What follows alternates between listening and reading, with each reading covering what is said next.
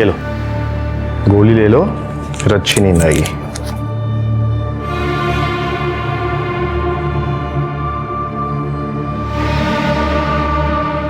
Good night.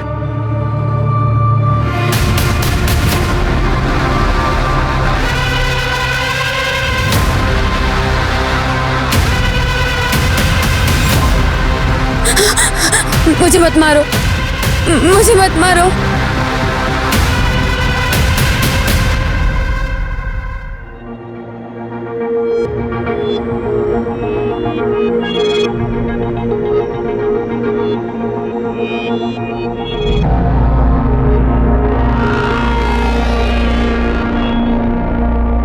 Ramesh, resort खूब चांगला है। मतलब तूने जो फोटोज दिखाए थे उससे तो कहीं ज्यादा अच्छा है। हाँ, और काफी बड़ा भी है। ए, चल वहां जाके सेल्फी लेते हैं। अभी हफ्ता भर यहीं पे चेक इन करते फिर बाद में सेल्फी खींचते है ना। चलो ठीक है, चलो चलो हरीश, लगेज निकालना। नमस्ते सर। रमेश पाटिल। मस्त आहे का?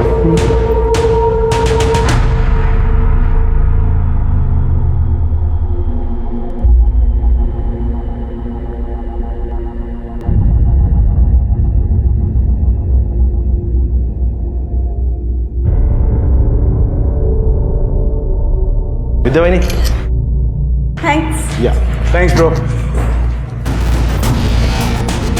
अरे रीना, क्या ढूंढ रही हो? कुछ नहीं, तुम जाओ, मैं आती हूँ। Room number 120। जल्दी आना, लगेज भेज देना।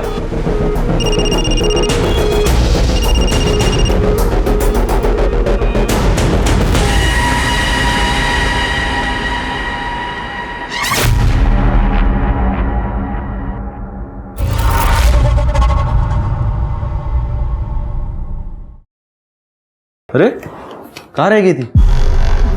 वो लॉन में ना सुंदर फूल दिखे थे कार से उतरते वक्त, वही देखने रुक गई थी। अच्छा, तुम्हें फूल इतने पसंद है? फोटो निकाले कि नहीं?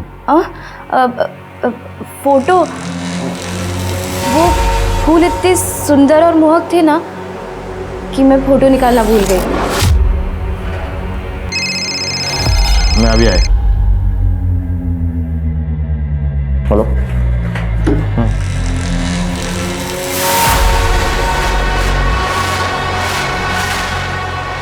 रमेश ने फिर से पूछ लिया तो बाद में जाके देखना पड़ेगा कि सुंदर फूल कहाँ है। बाबा, तुमची बॅग तुमच्या रूम मध्ये पाठवलीस। बाबा, ये आपकी दवाइयाँ। उसके साथ ही भिजवा देती। मैं देखती हूँ बाबा।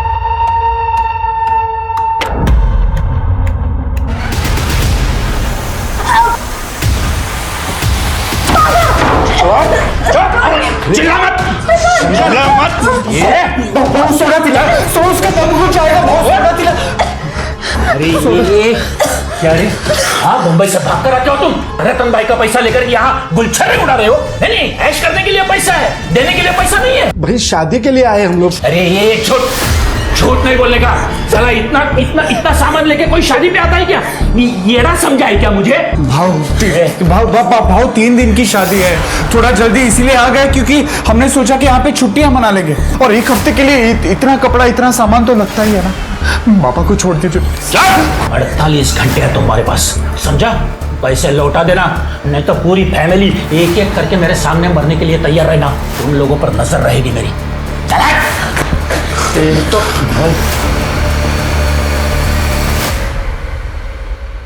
रीना, रीना, ऐसे तो तुम रात भर जागती रहोगी।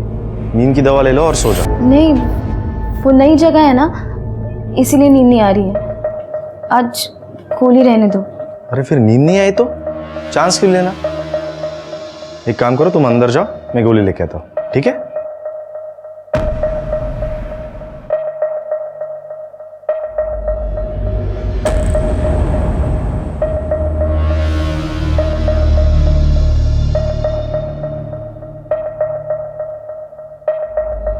ये लो, गोली ले लो, फिर अच्छी नींद आएगी।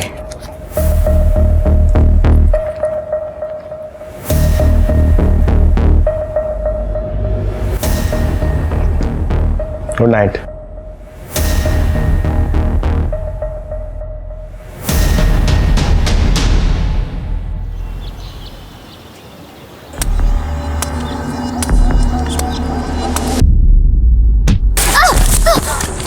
अरे मरती क्यों नहीं है तू? चली जा यहाँ से। पापा किधर जाएगी मैं? तू ही बता।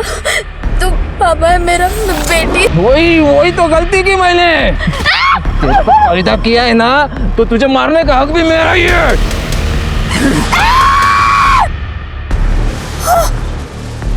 किसी दिन दिमाग घूम गया ना, तो सच में मार दूंगा तुझे।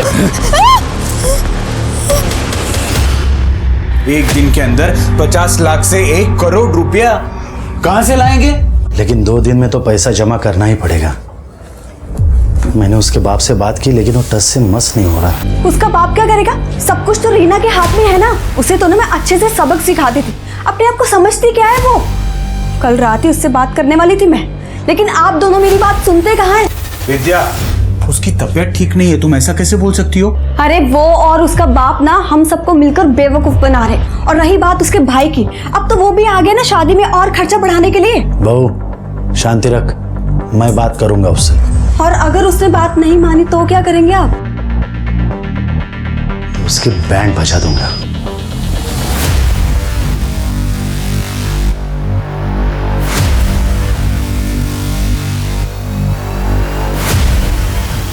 क्या हुआ? कुछ नहीं।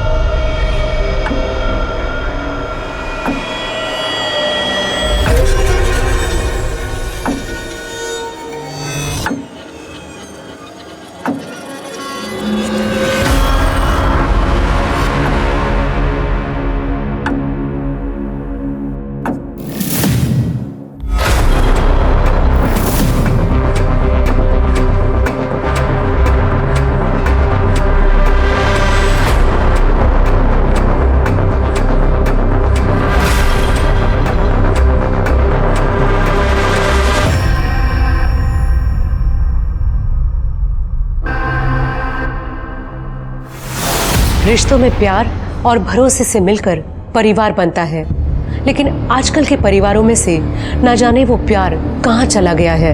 यहाँ दिख रही फैमिली को ही ले लीजिए। रमेश अपनी बीवी को नींद की गोलियां देकर किसके पास गया? क्या रीना भी रमेश को धोखा दे रही है? घर से मीलों दूर एक रिजॉर्ट में शादी अटेंड करने गए इस परिवार के साथ ये कैसी साजिश चल रही है? क्या इन्हें जरा भी अंदाजा नहीं कि भरोसा तोड़कर रिश्तों के साथ खेला जा रहा ये खेल खुद उनकी जिंदगी पर भी भारी पड़ सकता है? अरे यार,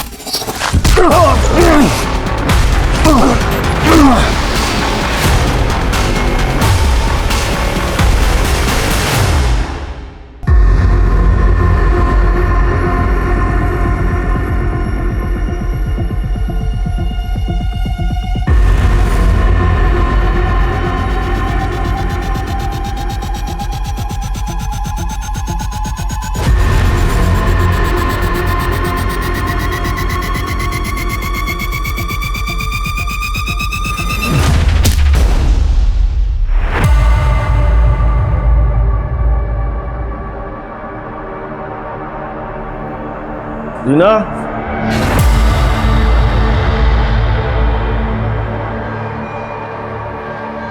रीना, रीना, रीना,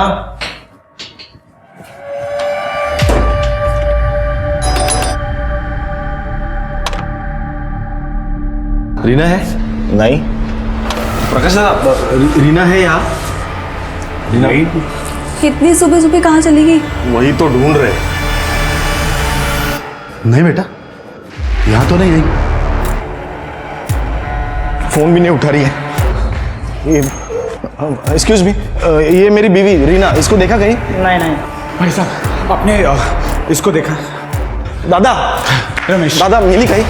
कैंटीन में भी देखा, रीना कहीं नहीं है। एक काम करो, आप उधर पीछे देखो, मैं बाहर जाके देखता हूँ। हरीश, रीना मैम को देखा कहीं? नहीं साहब। किधर चली गई है? किसे फोन कर रहे हो? पुलिस का और किसे?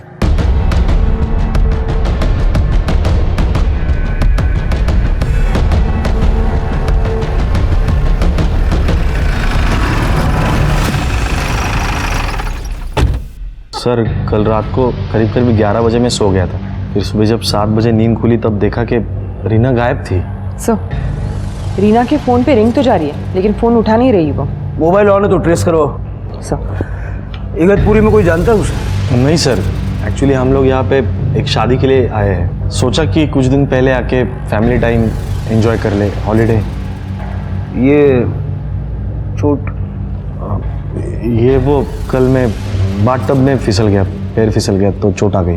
पानी था बाथटब में? ऐसे चोट लग सकती है क्या बाथटब में? यकीन कीजिए सर, मेरा ऐसे ही चोट आई सर। ठीक है, आप लोग अपने अपने कमरों में जाइए और वेट कीजिए। हम अपना इन्वेस्टिगेशन शुरू करते हैं और जब तक ये सारी प्रक्रिया चलती है आप लोग रिसोर्ट से बाहर नहीं जा सकते। और अगर रीना का फ़ोन आए तो सबसे पहले आप हमें बताइए। जी सर। शिरके, सीसीटीवी देखते हैं। सर,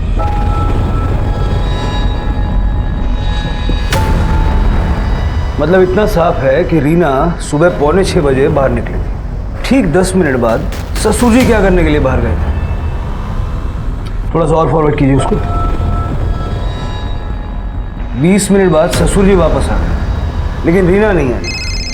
सर एक मिनट, करडे का फोन है। हाँ करडे, क्या? ठीक है सर, यहाँ पास में एक जंगल है, वहाँ पे किसी लड़की की डेड बॉडी मिली। चलो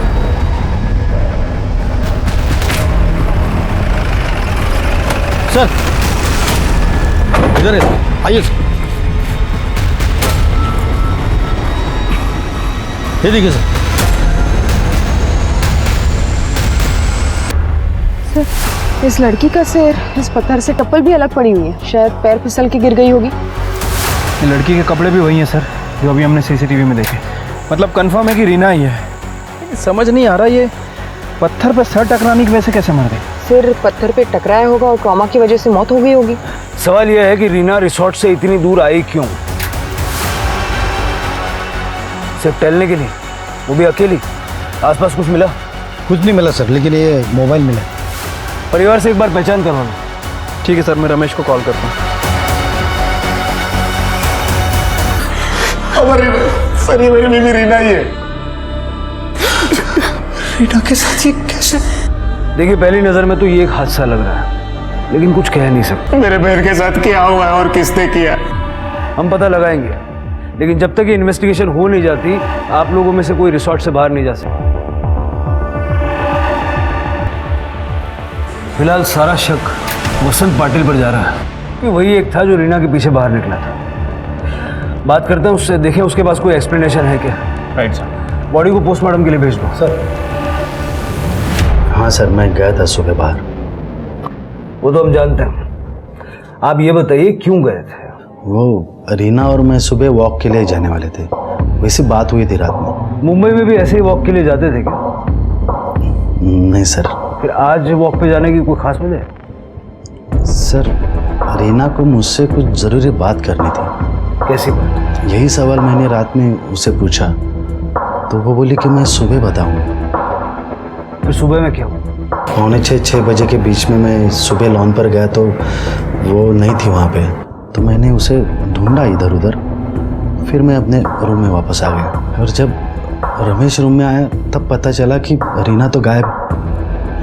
और उसके बाद पता नहीं क्या बात करना चाहती थी वो, लेकिन एक बात जरूर है सर, रमेश बहुत किस्मत वाला है कि उससे रीना जैसी बीवी मिली। हाँ, बहुत अच्छी थी वो। सबके साथ रिस्पेक्ट से बात करती थी और घर के काम काज में भी मदद कर देती थी वो। हमारे घर आकर 1 हफ्ता ही हुआ था उसे, घर का पूरा रूटीन उसे याद हो गया था। बाबा तुमची बीपीची गोळी। मैं रोज बोलता हूँ लेकिन तुम्हें याद रहता है। बहुत अच्छी तरह से मेरा ख्याल रखती थी वो। ज़्यादातर बात नहीं करती थी, चुपचाप रहती थी। मैं भी इस बात से खुश था क्योंकि मैं भी कम बातचीत करना पसंद करता हूँ, लेकिन हम खुश थे। ये रही तुम्हारी चाय। Thank you. और ये तुमने फाइल्स मंगाई थी ना? हाँ, रख दो आप। अरे तुमने न्यूज़पेपर नहीं पढ़ा आज का? अरे टाइम ही नहीं मिला। ठीक है, मैं पढ़ देती हूँ। मतलब शादीशुदा जिंदगी में रीना के साथ कोई झगड़ा, कोई प्रॉब्लम नहीं थी? नहीं, जीजू को क्या प्रॉब्लम हो सकती है रीमा से? अरे मेरी बहन तो एकदम परफेक्ट थी उनके लिए। आपको इस बारे में कुछ नहीं कहना? मुझे लगता है रीना शादी के बाद बहुत चुप रहने लगी थी। मतलब उसकी शादी नहीं हुई थी ना, वो हम लोगों के साथ थी, वो बहुत अलग थी। तुम्हारी भी यही राय है? नहीं, ऐसा कुछ नहीं था। तुम कुछ भी क्या बोल रही हो?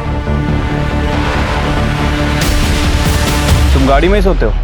हाँ साहब। सुबह कुछ देखा था? नहीं साहब, मैं तो सो रहा था, लेकिन अचानक घर वालों का शोर सुनाई दिया। फिर मैंने करीबन कुछ 8 बजे सब उठा था मैं, तभी पता चला कि रीना मैडम गायब हो गई है। 8 बजे तो काफ़ी गर्मी हो जाती है, धूप भी आ जाती होगी। कैसे सो लेते हो इतनी गर्मी में?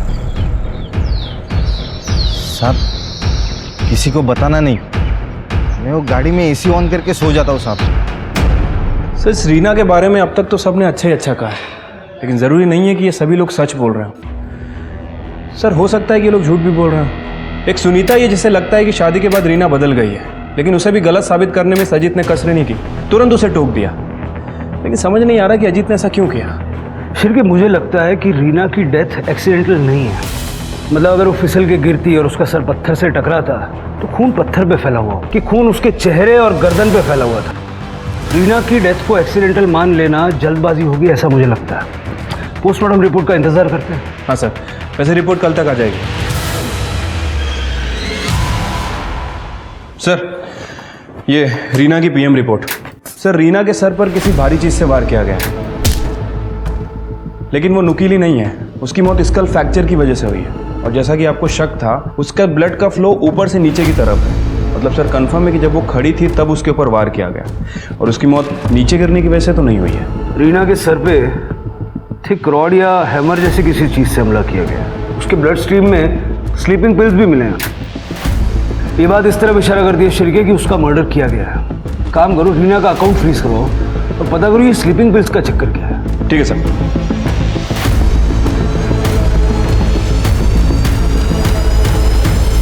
वो रीना इन गोलियों के बिना सो नहीं पाती थी। कितनी गोलियां? रोज एक नींद की गोली काफी टाइम से ले रही थी वो। फिलहाल तो ये वसंत पाटिल ही शक के दायरे में है, क्योंकि रीना के लॉबी से निकलने के बाद उसे ही सबसे पहले देखा गया था। सर, मुझे आपको कुछ बताना है। आइए। कल रात रीना मेरे सपने में आई थी। उसने कहा कि वो स्लीप होकर नहीं गिरी, उसके सर पर किसी ने नुकीली चीज से वार किया। सर, मुझे लगता है उसका मर्डर हुआ है। अब आप इसे सच या झूठ जो भी समझना है समझ लीजिए, लेकिन मेरे सारे सपने सच निकलते हैं सर। जल्द से जल्द उसके कातिल को ढूंढिए।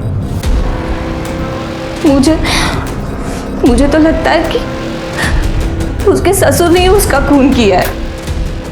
रीना जब भी कोई ज़रूरी बात करना चाहती थी तो वो उसके भाई से, मतलब अजीत या फिर मुझसे ही करती थी, ना कि उसके ससुर से, क्योंकि हम दोनों ही उसके ज़्यादा करीबी थे।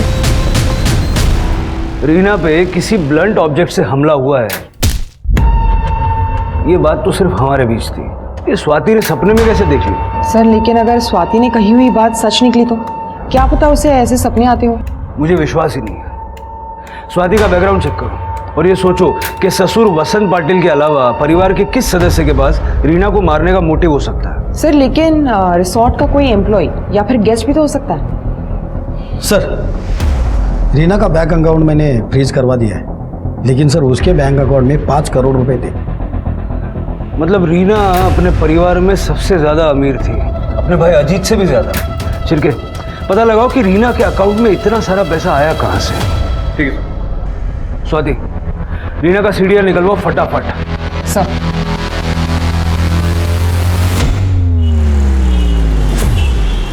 सर, मर्डर होने के बाद से होटल से 2 लोग गायब हैं। एक तो हाउसकीपिंग स्टाफ मनोहर सूले और दूसरा संजय देसाई जो कि गेस्ट था। ये संजय देसाई 7:30 बजे चेकआउट करके चला गया और ये मनोहर नाइट शिफ्ट में ड्यूटी खत्म करके सुबह गायब हुआ है। छिड़के इस मनोहर को जल्द से जल्द ढूंढो और संजय की डिटेल्स निकालो। इन दोनों का रिसोर्ट से गायब हो जाना इस बात का रीना के मर्डर से कोई कनेक्शन हो सकता है। और रीना का सीढ़ियाँ आते सबसे पहले ये चेक करना इन दोनों में से कोई उसके कांटेक्ट में तो नहीं। ठीक है साहब। फिर कहाँ जा रहा है? रुक साहब अभी बिजी है। काय झालं सर आतमध्ये आलो बघतोय। पटना साहब मैं रामचंद्र गोयल, वो जंगल में वो बड़ा होटल है ना, उसके पास ही जंगल में रहता हूँ। वो रिसोर्ट के उधर? हाँ साहब मेरी 24 साल की बेटी योगिता कल से गायब है साहब। उसका पति नाराय घरत ने उसे कुछ महीने पहले घर से निकाल दिया था, तब से मेरे साथ ही रह रही थी साहब। कल सुबह जंगल में लकड़ी लेने गई थी, तब से वापस नहीं लौटी। कितने बजे गई थी लकड़ी? रोज की तरह सुबह 5:30-6 बजे साहब। फोटो वगैरह है कुछ उसकी? होगी साहब। खड़े चलो चल। सिरके ये लड़की भी तभी गायब हुई जब रीना का मर्डर हुआ था। इन दो बातों का आपस में कोई ना कोई कनेक्शन हो सकता है। जरा उस लड़की के पति नारिया से पूछताछ करो।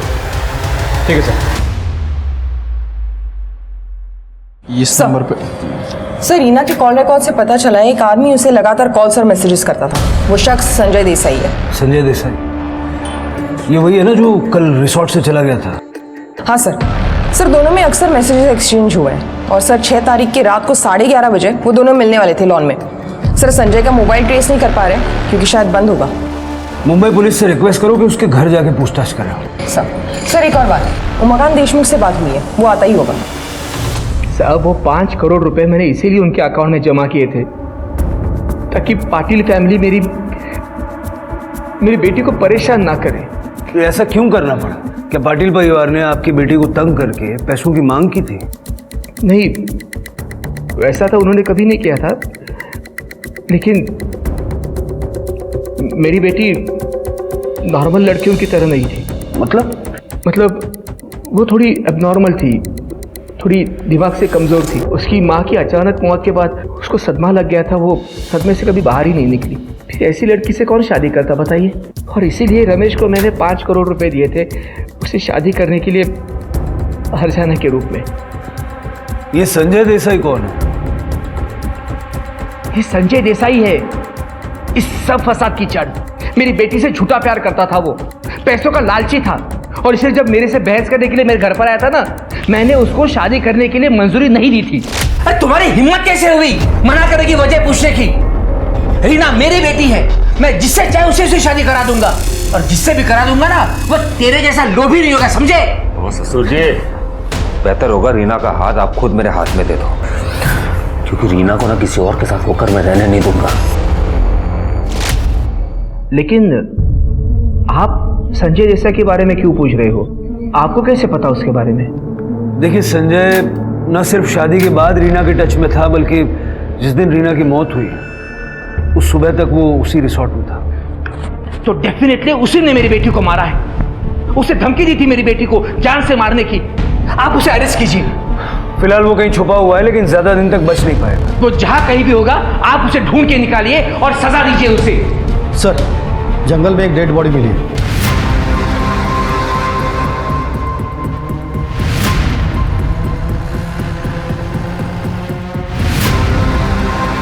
साहब देखो कितनी बेरहमी से मारा है साहब। कर दे जरा संभाल।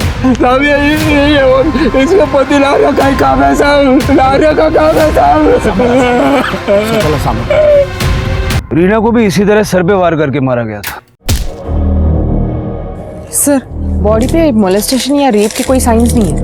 कहीं ऐसा तो नहीं कि योगिता को भी एक दिन पहले ही मार दिया था और रीना ने ये होते हुए देख लिया था?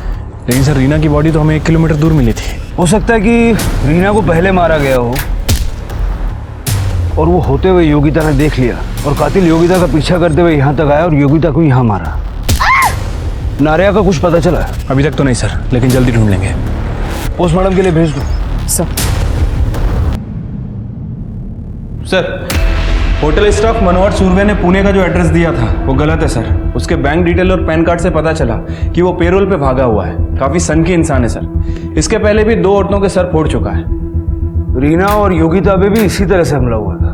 कहीं इस मनोहर ने तो नहीं मारा? शिरके, अपने खबरियों को बोलो और इस आदमी को जल्दी से जल्दी पकड़ो। ठीक है सर। हेलो, क्या? किसने किया? ठीक है सर। ये रीना के अकाउंट से पैसे ट्रांसफर करने की कोशिश की गई है। किसने? सर वो पता नहीं है, क्योंकि अकाउंट फ्रीज था, पैसे ट्रांसफर नहीं हो पाए। लेकिन आईपी एड्रेस वही है जिससे रीना अपना अकाउंट बैलेंस चेक करती थी। मतलब ये पाटिल परिवार में से किसी का काम है?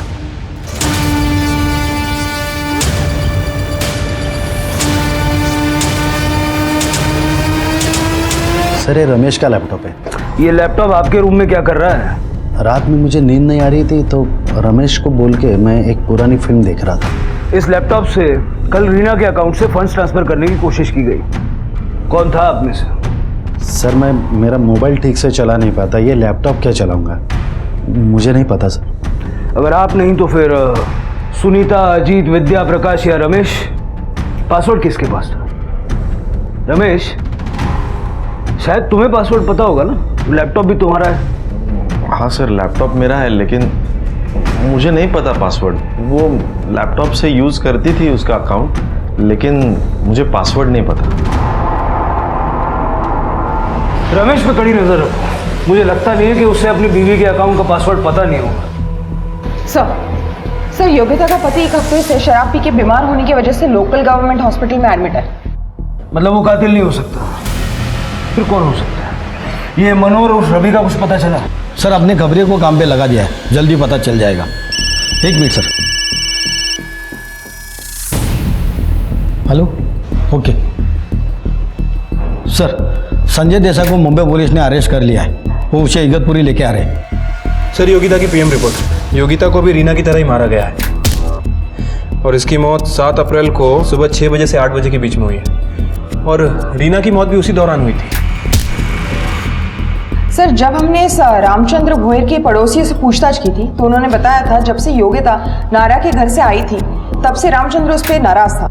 सर, योगिता को खुद पे बोझ बता के वो आए दिन उस पर गाली गलौज करके मारपीट करता था। हमारे सामने रो रो के अपने आप को अच्छा बाप बताने की कोशिश कर रहा था। कहीं उसी ने तो नहीं मारा? मुझे मत मारो। हो सकता है रीना ने उसे देख लिया हो और उसने रीना को भी मौत के घाट उतार दिया।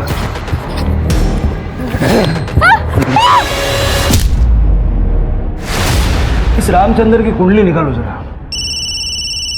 1 मिनट सर। हेलो, ठीक है सर। मनोहर उर्फ रवि, उसकी टिप मिली है, वो बार में ही बैठा है। इससे पहले कि हाथ से निकले दबोच लो। सर अरे सर बोल। अरे साहब, अरे कुछ नहीं। अरे साहब सुनो। अरे साहब काय को मार? अरे साहब रुको। और साहब बोलो ना, मत मारे। मैं बताता है सब कुछ। साहब, मेरा नाम रवि सोनावने है। वो मैं नकली पेपर बना के मनोहर के नाम से उस रिसोर्ट में काम करता था। रीना और योगिता को क्यों मारा? अरे नहीं साहब, मैंने किसी को नहीं मारा। उल्टा मेरे को 10,000 रुपये दिए गए थे उस रिसोर्ट में। मैंने जो कुछ भी देखा उसको लेके मुंह बंद रखने के लिए। अभी एक टाइम पे इतना पैसा मिला करके मैं बार में चला गया मज़े करने के लिए। किसने दिए थे पैसे? विद्या पाटिल ने। क्यों? ऐसा क्या देख लिया था? 6 तारीख को उन लोग के रूम का दरवाज़ा थोड़ा सा खुला था तो मैंने देखा अंदर विद्या, प्रकाश और वसंत कुछ प्लान बना रहे थे। अरे वो और उसका बाप ना हम सबको मिलकर बेवकूफ़ बना रहे। और रही बात उसके भाई की, अब तो वो भी आ गया ना शादी में और खर्चा बढ़ाने के लिए। सब एक क्या चक्कर है ये जानने के लिए मैंने विद्या का पीछा किया तो वो रीना से मिलने गई थी। ज़्यादा भोली बनने की जरूरत नहीं है, जितना कहा है ना उतना कर। अगर तूने मुझे 5 करोड़ नहीं दिए ना तो तेरा जीना हराम कर दूंगी मैं, समझी बात को? अरे बाबा को लोन चुकाने के लिए बार बार धमकियां मिल रही है। अरे तू है कि पैसों पर नागिन बनकर बैठी है? चल पैसे निकाल जल्दी, चल। नहीं, मैं अपने पैसे नहीं दूंगी। मेरे बाबा ने कहा है कि मुझे किसी भी हालत में किसी को पैसे नहीं देने। तेरे बाप बेटी का बहुत हो गया, समझी बात को? तू निकाल निकाल पैसे। बता पासवर्ड, बता। नहीं प्लीज प्लीज। लिख यहाँ, लिख पासवर्ड, लिख यहाँ। नहीं प्लीज। लिख लिख।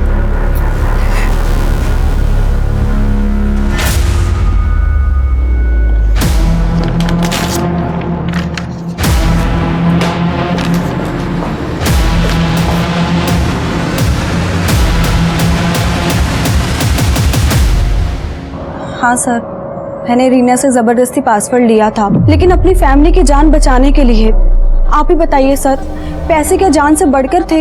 लेकिन वो पैसा तुम्हारा भी तो नहीं था, तुमने ही रीना का अकाउंट एक्सेस किया था। वो सर, मुझे पता था कि लैपटॉप बाबा के रूम में है। बाबा जैसे ही नहाने के लिए गए तो मैं उनके रूम में गई और फंड ट्रांसफ़र करने की कोशिश की, लेकिन सच में सर, पासवर्ड जैसे ही लॉगिन किया वो अटक गया था और मैं वहाँ से गुस्से में निकल गई थी। सच क्या है तो जल्दी पता लग जाएगा, लेकिन एक बात याद रखना, तुम पे शक बढ़ गया है। जाओ। सर, रमेश के कॉल डिटेल्स चेक किए हैं सर। पता चला है कि वो किसी चेतना वैद्य नाम की लड़की से कांटेक्ट में था। ये चेतना वैद्य उस दिन मुंबई से निकली है जिस दिन पाटिल फैमिली यहाँ इगतपुरी पहुंची, लेकिन अभी तक वापस मुंबई नहीं लौटी है। फ़ोन कर रहा हूँ लेकिन इसका फ़ोन बंद है। स्वाति, चेतना का मोबाइल ट्रेस करो। सर हाँ, वो चेतना वैद्य हमारी क्लाइंट है सर, लेकिन मुझे नहीं पता वो मुंबई से उस दिन कहाँ चली गई और क्यों। अब ये इत्तेफाक भी हो सकता है सर कि उसी दिन वो कहीं गई। शिरके, ये रमेश कुछ नर्वस लग रहा था, चेतना की लोकेशन निकालो तुरंत। ठीक है सर। सर, रीना फिर से मेरे सपने में आई थी, बहुत रो रही थी। वो कह रही थी कि रमेश और उसकी फैमिली ने उसे मारा है, मुझे इंसाफ दिलाओ ऐसे कह रही थी। तो जब इतना बताया तो ये भी बताया होगा कि उसे किसने मारा, उसके पैसे ट्रांसफ़र करने की कोशिश किसने की, बता दो, इन्वेस्टिगेशन में हेल्प हो जाएगी। जहाँ तक मुझे याद है उसने कहा था रमेश उसके पास पैसों की मांग करता था, उसी ने पैसे ट्रांसफ़र करने की कोशिश की होगी। मुझे भी एक सपना आया कि तुम्हें झूठ बोलकर इन्वेस्टिगेशन को गुमराह करने के जुर्म में अरेस्ट कर लिया गया है, और देखो ये सपना सच हो रहा है। स्वाति, अरेस्ट कर लो इसे। नहीं सर, नहीं सर, मैं मानती हूँ कि मैंने सपने वाली बात झूठी कही। मैंने चुप कर आप लोगों की बात सुन ली थी कि रीना की मौत कैसे हुई है। फिर कि मुझे लगता है कि रीना की डेथ एक्सीडेंटल नहीं है, मतलब अगर वो फिसल के गिरती और उसका सर पत्थर से टकराता तो खून पत्थर पे फैला हुआ होता, लेकिन हमने देखा कि खून उसके चेहरे और गर्दन पे फैला हुआ था। पोस्टमार्टम रिपोर्ट का इंतजार करते हैं। ऐसा तुमने क्यों किया? मेरे पति अजित फाइनेंशियल प्रॉब्लम में है, वो किसी से कभी कुछ नहीं मांगेंगे, मैं जानती हूँ। जब मेरे ससुर ने रीना के अकाउंट में 5 करोड़ रुपए डाले और उन्हें कुछ नहीं दिया, इसीलिए मैंने सोचा कि मैं ऐसा कुछ करूँगी कि वो 5 करोड़ रुपए अजित के पास आ जाए। तुमने अभी जो कुछ बताया है ये तुम्हें और तुम्हारे पति को सस्पेक्ट बनाने के लिए काफी है।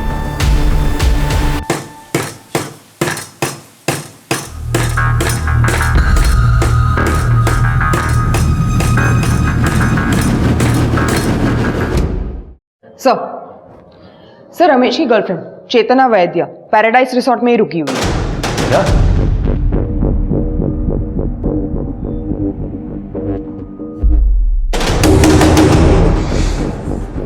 देखो हमारे पास मास्टर की है, हम अंदर आ सकते हैं। बेहतर यह है कि तुम दरवाजा खोल दो।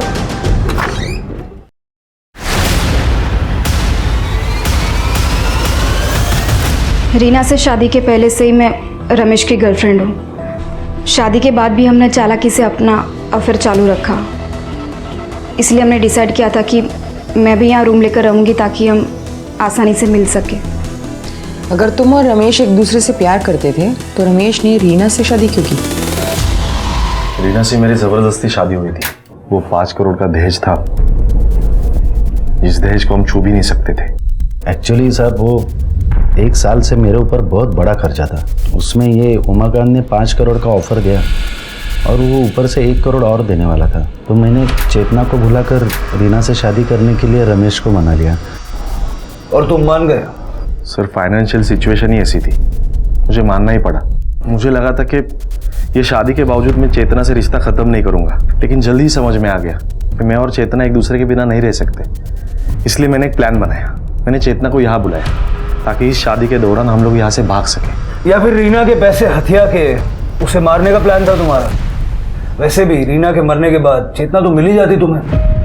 नहीं सर, मैंने ऐसा कुछ नहीं किया सर, उल्टा मुझ पर ही हमला हुआ था। आई एम सॉरी सर, मैंने उस दिन झूठ बोला था आपसे। ये निशान बाथ टब से नहीं आए, मुझ पर हमला हुआ था।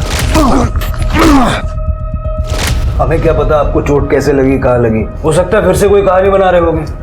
वैसे भी लॉबी का फुटेज हमने चेक किया था, वहाँ ऐसा कुछ हुआ नहीं था। नहीं सर, वो पीछे वाली लॉबी, वहाँ ऊपर काम भी चल रहा है, शायद वहाँ पे सीसीटीवी नहीं है। सर लगता है आपको सच बताने का समय आ गया है।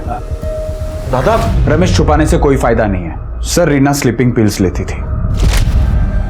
उस दिन रमेश को लगा कि रीना स्लीपिंग पिल्स लेके सो गई है, इसलिए भाई साहब बाहर निकले।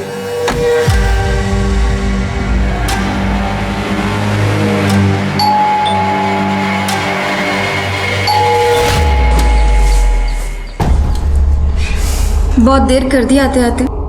सब्र का फल मीठा होता है मेरी जान। बाबा बाबा, वो रमेश मुझे चेतना नाम की लड़की के लिए धोखा दे रहा है बाबा। वो इसी होटल में रुकी है बाबा। पापा मैं अभी देख कर आ रही हूँ। उसने मुझे कहा था कि वो चेतना को भूल जाएगा। मैंने तुम्हें कोई धोखा नहीं दिया बेटा। पर अब इस बात का क्या फायदा बाबा? मेरी जिंदगी तो बर्बाद ही हो गई ना। मुझे थोड़ा वक्त दो, मैं सब ठीक कर दूंगा। लेकिन अब तुम तुम्हारे कमरे में जाओ, सुबह 5:45 बजे लॉन पर आ जाओ, वॉक करते करते बात करेंगे। सर फिर जैसे तय हुआ था वैसे ही मैंने किया। मैं सुबह वो लॉन पे पहुंचा तो वहाँ पे वो नहीं थी। मैंने इधर उधर ढूंढा लेकिन वो नहीं मिली। मैं वापस अपने रूम में आ गया क्योंकि उसने कंफर्म नहीं किया था कि वो आएगी। और फिर थोड़ी देर के बाद में रमेश जब रूम में आया तब मुझे पता चला कि रीना गायब है। बहुत अच्छी कहानी बनाई है, लेकिन ये नहीं बताया कि बाद में रमेश के साथ मिलके उसके गायब होने का ड्रामा किया। क्यों? नहीं सर, हम सच कह रहे हैं सर। सर एक्चुअली आज ही मैंने मुंबई में फ़ोन करके पैसों का बंदोबस्त किया है सर, और लोन में से बहुत सारा लोन तो आज वापस भी कर दिया। सच का पता तो जल्दी लग ही जाएगा। शिरके 24 घंटे के लिए कांस्टेबल तैनात करो यहाँ इन पर नजर रखने के लिए। ठीक है सर। सर एक मिनट।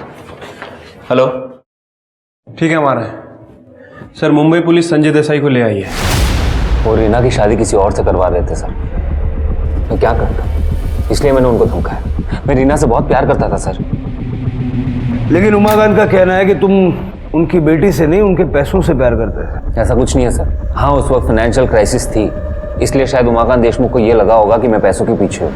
लेकिन रीना के सारे खामियों के बावजूद मैं उसे अपनाने के लिए तैयार था सर। मुझे दिल्ली जाना था कुछ काम से, और जैसे मैं दिल्ली गया उन्होंने रीना की शादी रमेश के साथ करवा दिया सर। उन्होंने रीना को एक कॉल तक नहीं करने दिया मुझे, फ़ोन तक छीन लिया उससे। उन्हें लगा कि एक बार शादी हो जाए तो मैं पीछे हट जाऊँगा। एकदम टूट गया था सर। फिर हिम्मत जुटा के एक दिन मैंने उसे फ़ोन किया।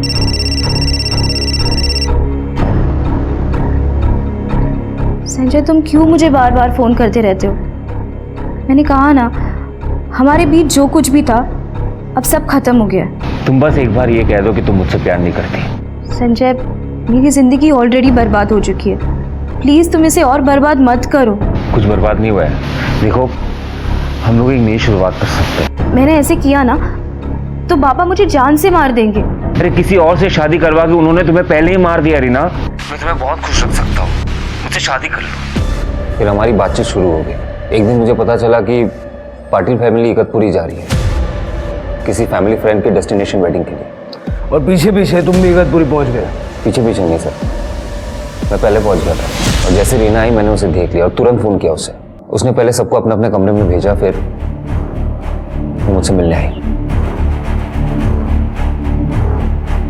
संजय, तुम लोग क्या कर रहे हो? तुम होश में तो हो ना? होश ही तो नहीं है ना। अगर किसी ने तुम्हें यहाँ देख लिया ना तो बहुत बड़ी प्रॉब्लम हो जाएगी। क्यों मुझे इस तरह से परेशान कर रहे हो तुम? ठीक है, आज से मैं तुम्हें परेशान नहीं करूंगा। I promise you this। बस ये कह दो कि तुम चाहती क्या हो। मैं तुम्हें अभी कुछ नहीं बता सकती। तो कब बता सकती हो? मैं तुम्हें मैसेज करती हूँ, ओके? आज या कल रात को। हमने ये तय किया था कि रात को 11:30 बजे मिलेंगे। मैं लॉन में इंतज़ार कर रहा था रीना का। उसने मुझे ये कहा था कि एक बार रमेश सो जाए फिर वो आएगी मुझसे मिलने। सर मैं लॉन में इंतज़ार कर ही रहा था कि मैंने रमेश को देखा। वो शायद बाहर आया था सिगरेट पीने। उसे देख के मेरा दिमाग ख़राब हो गया सर। फिर मैं पार्किंग से एक हेलमेट निकाला, अपने फेस को कवर किया और उस पर जाके वार कर दिया। उसने मुझसे मेरा प्यार छीना है। उसे मार के मैं वहाँ से भाग गया और कहीं जाके छिप गया। कुछ वक्त बाद रीना ने मुझे फ़ोन किया। वो मुझसे मिलने आ रही थी। रीना, जिंदगी भर की बात है, तुम अपने आप को ऐसे सजा क्यों दे रही हो? भाग चलते रीना। नहीं संजय, ये सब इतना आसान नहीं है। मुझे सोचने को थोड़ा वक्त चाहिए। कितना वक्त चाहिए तुम्हें? यहाँ से मुंबई जाने तक का, ठीक है? पर प्लीज़ तुम मुझे परेशान करना बंद कर दो। ठीक है, जैसे तुम चाहो। मैं कल सुबह मुंबई के लिए निकल जाऊँगा। मुझे पता नहीं था कि उसी सुबह उसका मर्डर हो गया था सर। ये बात मैंने पेपर में पढ़ा, मैं एकदम टूट गया। अच्छी कहानी है, लेकिन ये भी तो हो सकता है कि जब रीना ने तुम्हारे साथ भाग जाने से इनकार किया तो तुमने रीना को मार दिया और वहां से भाग गए। मैंने रीना को नहीं मारा है। ठीक है, रीना के मर्डर के शक में इसे कस्टडी में लो। अब मेरे साथ ऐसे नहीं कर सकता सर। अरे मैंने खून नहीं किया सर। अभी कांस्टेबल शिंदे का फोन है। जंगल में खून से सना हुआ हथौड़ा मिला है। तुरंत उसे फॉरेंसिक में भेजो और सारे फिंगरप्रिंट्स चेक करो। सर। ऑफिसर, इस केस में एक के बाद हो रहे चौंकाने वाले खुलासों के बावजूद पुलिस रीना और योगिता के कातिल का पता नहीं लगा पा रही थी। क्या वो शख्स प्यार में चोट खाया हुआ संजय देसाई था, या फिर मनोहर उर्फ रवि, जो पुणे में 2 महिलाओं की इसी तरह सिर कुचलकर हत्या कर चुका था, या फिर ये हत्या सिर्फ और सिर्फ 5 करोड़ पाने के लिए रीना के ससुर वसंत पाटिल ने की थी। लेकिन पुलिस के सामने सबसे बड़ा सवाल यही था कि इतने सारे सस्पेक्ट्स में आखिर वो शातिर हत्यारे कौन है जिसने इन दोनों हत्याओं को अंजाम दिया। सर, इस रामचंद्र के बारे में एक बात पता चली है। 1 नंबर का बेवड़ा आदमी है सर। 6 तारीख की पूरी रात पीकर धुत पड़ा था।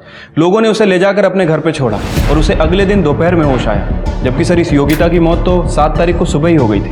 तुम्हारा कहने का मतलब है कि वो कातिल नहीं हो सकता? नहीं सर। फिर उसे किसने मारा? सर फॉरेंसिक रिपोर्ट के हिसाब से उस हथौड़े पे 2 लोगों के ब्लड सैंपल मिले हैं। एक तो योगिता का और दूसरा रीना का। मतलब सर हो सकता है कि उनका मर्डर इस हथौड़े से ही किया गया। साथ ही साथ उस हथौड़े के हैंडल पे बहुत सारे लोगों के फिंगरप्रिंट भी मिले हैं। Great. Patil family, Deshmukh family, Manohar, Sanjay और रामचंद्र, सबके फिंगरप्रिंट्स ले लो और मैच करके देखो। Right sir.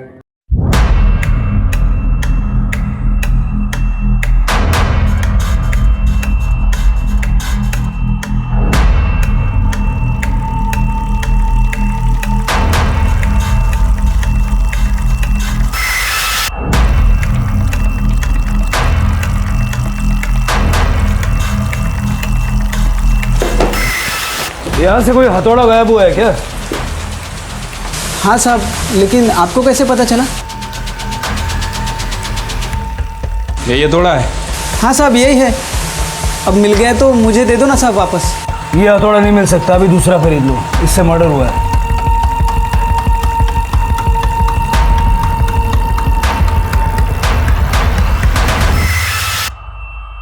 तेरे फिंगरप्रिंट्स उन फिंगरप्रिंट से मैच हो गए जो हमें हथौड़े पे मिले थे। अब बता, रीना और योगिता को क्यों मारा? सर मैंने कुछ नहीं किया सर। सर सच में आपको कुछ गलतफहमी हो रही है सर। जब मैं कारपेंटर से बात कर रहा था उस वक्त तू भी वहां छुप के हमें देख रहा था।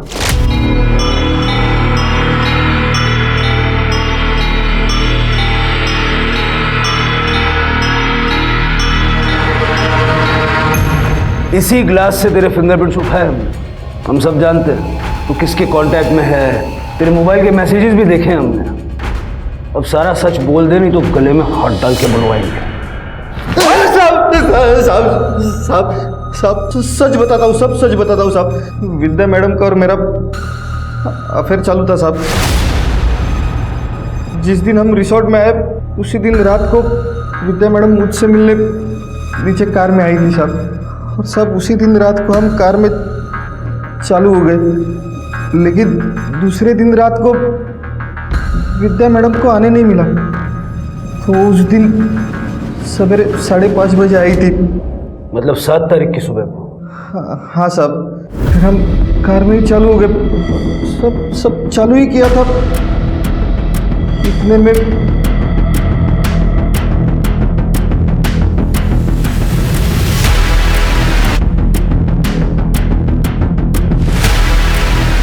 अरे रीना ने तो हमें देख लिया, अब क्या होगा? आप क्या करेंगे? जाओ जल्दी उससे जाकर रोको, वरना मेरी जिंदगी बर्बाद हो जाएगी। जाओ।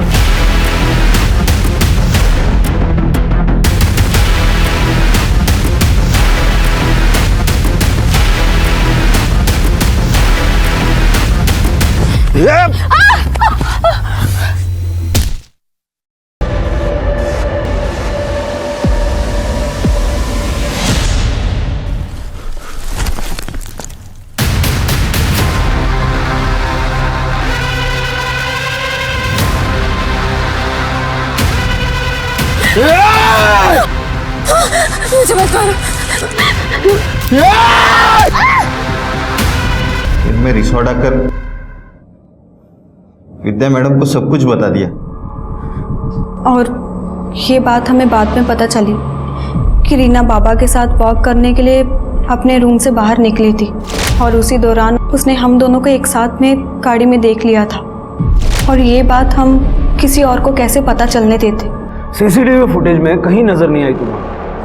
मैं जिस दिन रिसोर्ट आई मैंने उसी दिन पता कर लिया था कि रिसोर्ट के पीछे वाले रास्ते में कोई सीसीटीवी नहीं है। अपनी हवस के चक्कर में तुमने 2 लड़कियों की जिंदगियां छीन ली। दोनों मर्डर के चार्ज में इसको अंदर डालो और विद्या को इस हत्या में साथ देने के चार्ज में लो। बदकिस्मती ने रीना का अंत तक पीछा किया। पहले पिता ने लालची समझकर संजय देसाई से रीना की शादी नहीं होने दी, जिसे वो प्यार करती थी। ससुराल के नाम पर उसे पाटिल परिवार में वसंत जैसा ससुर और विद्या जैसी जेठानी मिली। इस तरह की बेबसी भरे रिश्तों का अंत ऐसा ही भयानक हो सकता है। इसलिए सबके लिए दिल में प्यार रखने के बावजूद रिश्तों के पीछे छिपकर बैठा लालच और बेईमानी वक्त वक्त पर पहचानते रहिए, जिससे पता चले कि कहीं आपके रिश्ते भी सिर्फ मतलब के रिश्ते तो नहीं। अब मैं सोनाली कुलकर्णी आपसे विदा लेती हूँ। फिर मिलेंगे एक नए केस के साथ क्राइम पेट्रोल सतर्क जस्टिस रीलोडेड में। तब तक अपना और अपने परिवार का ख्याल रखिए। आप जानते हैं हम सब एक मुश्किल दौर से गुजर रहे हैं। कृपया मास्क पहने, समय समय पर हाथ धोते रहें और ज़रूरत ना हो तो बाहर ना निकले। देखते रहिए क्राइम पेट्रोल सतर्क। जय हिंद।